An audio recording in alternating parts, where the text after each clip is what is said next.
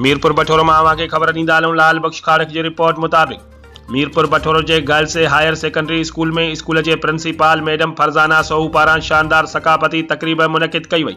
तकरीब में शागिर्दनि उस्तादनि सकाफती लिबास पाए शिरकत करे सिंधी गीतन ते रक़्स कयो।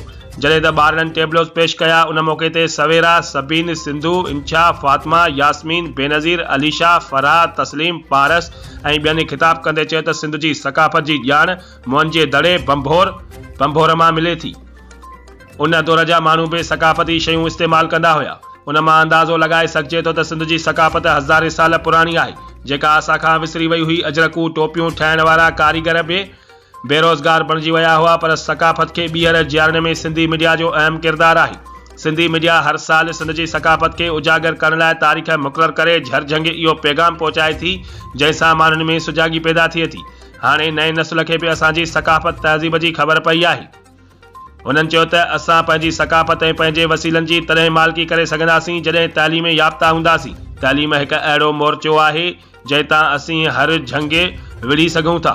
असां वधि खां वधि पंहिंजे न्याणियुनि खे तइलीम ॾियारियूं। चवंदा आहिनि त मर्द पढ़ियो त फ़र्द पढ़ियो, न्याणी पढ़ी त सॼो घर पढ़ियो। उन करे पंहिंजे न्याणियुनि खे तइलीम ॾियारियो ऐं सिंध संवारियो। जेकॾहिं अम्मा खे दवा न पियारींदासीं त छा